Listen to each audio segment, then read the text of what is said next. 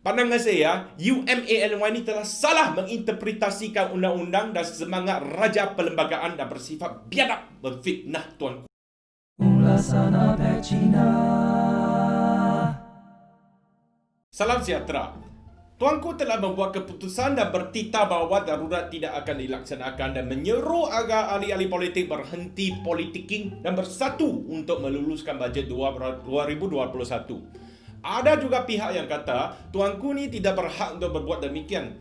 Ada juga pihak pemuda dari Universiti Malaya Association of New Youth UMNI berkata tuanku telah bercampur tangan politik. Sekarang siapa yang betul, siapa yang salah?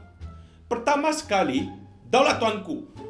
Bangga patut bahawa pimpinan tuanku yang berprihatin dan utamakan rakyat tuanku adalah teladan kepada institusi diraja yang lain.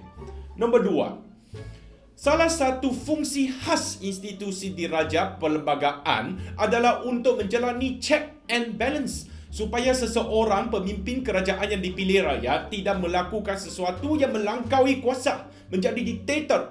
Jarang kita dengar ada diktator seperti Korea Utara ke China ke Rusia di negara raja perlembagaan. Bagi saya, raja adalah barisan pertama dalam usaha mempertahankan keluhuran perlembagaan. Perlembagaan ini memastikan hak-hak asasi kita terjaga dan membelah sistem demokrasi.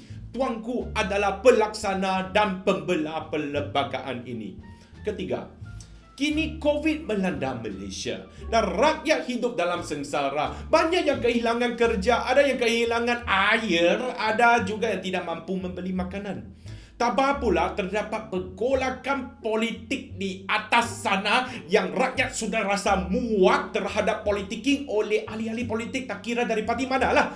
Benda terakhir yang Malaysia harapkan adalah bajet 2021 ditolak. Kalau bajet ditolak, maka malapetaka kewangan Malaysia akan memburukkan lagi situasi ekonomi negara sekarang yang sudah menekan semua.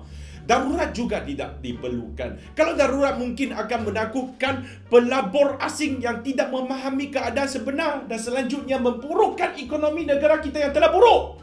Nombor 4, dari segi perundangan, mengikut perkara 190 subsection 1 perlembagaan, yang di-Pertuan Agong boleh mengeluarkan proklamasi darurat sekiranya tuanku berpuas hati bahawa satu darurat tengah berlaku. Apakah maksud berpuas hati? Sebelum ini terdapat satu kes Teh Cheng Po versus pendakwa raya di mana telah ditentukan oleh Privy Council bahawa tuanku hendaklah bertindak atas nasihat Perdana Menteri. Perkara 40 perlembagaan juga mengatakan bahawa tuanku hendaklah bertindak mengikut nasihat Jemaah Menteri kecuali sebagaimana yang diperuntukkan selainnya oleh perlembagaan. Nampak tak kecualian itu? Terdapat 38 kali perkataan berpuas hati muncul dalam perlembagaan persekutuan. Bukan sahaja tuanku, terdapat juga perkara lain jikalau kerajaan persekutuan berpuas hati, jikalau timbalan yang di-Pertuan Agong berpuas hati. Artinya perkataan berpuas hati ini tidak sahaja tertaluk kepada tuanku yang di-Pertuan Agong, malah badan kerajaan yang lain. Ia juga bermaksud berpuas hati adalah bersifat budi bicara dalam pembacaan perlembagaan. Justru pada pandangan saya, perkara 150 darurat ini adalah tertaluk kepada pengecualian perkara 40 yang memerlukan tuanku hendaklah bertindak mengikut nasihat Perdana Menteri ataupun Jemaah Menteri. Lagipun, perkara 150 subsection 8 menyatakan hal puas hati yang di-Pertuan Agong adalah mutamat dan konklusif dan tidak boleh dicabar dan dipersoalkan. Kesimpulannya, tuanku yang arif dan bijaksana telah menolak cadangan kerajaan untuk laksanakan darurat. Dan untuk mencapai keseimbangan untuk kesejahteraan rakyat, tuanku juga meminta semua agar bersatu untuk meluluskan bajet 2021. Tuanku adalah adil dan tidak memihak kepada mana-mana parti politik dengan menolak darurat dan menyeru perpaduan antara parti politik untuk kita semua, untuk rakyat. Ini bukan sahaja bukan campur tangan politik oleh tuanku. Dalam detik-detik yang genting ni, tuanku telah melaksanakan tanggungjawab baginda dengan menunjukkan semangat raja perlembagaan untuk menyelesaikan deadlock antara parti-parti politik yang rakyat pun sudah memuak.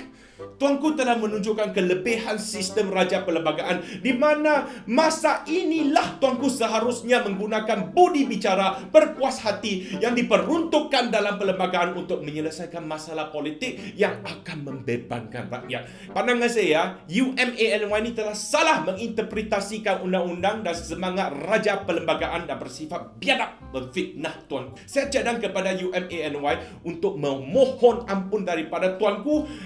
Ini isu pertama. Isu kedua mengenai apa yang berlaku di Eropah iaitu Perancis. Kebelakangan ini Presiden Perancis Macron telah mengeluarkan kenyataan yang menghina seluruh agama Islam. Ayatnya sebegini, saya quote, Islam is a religion that is in crisis all over the world today. We are not just seeing this in our country, he said. Maksudnya, Islam adalah agama yang di dalam krisis di seluruh dunia hari ini dan bukan sahaja di negara dia iaitu Perancis. Presiden Perancis ni bukan sahaja cakap tentang orang yang radikal ekstrim. Dia cakap Islam adalah dalam krisis. Sorry Mr. President, Islam is not in crisis. You are in crisis. Dia merujuk kepada seorang yang menggelar diri sebagai Muslim di Perancis dan telah membunuh dan memancung seorang guru yang menunjukkan komik menghina Nabi kepada pelajarnya. Satu dunia barat salahkan agama Islam. Orang yang membunuh itu bukan saja mewakili agama Islam, dia saja bukannya mewakili agama Islam, dia saja mengaku dia Muslim dan membunuh tu je.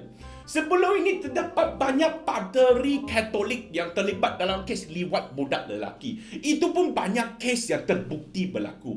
Sebelum ini pihak Vatican tidak mengambil tindakan yang keras terhadap paderi yang terlibat.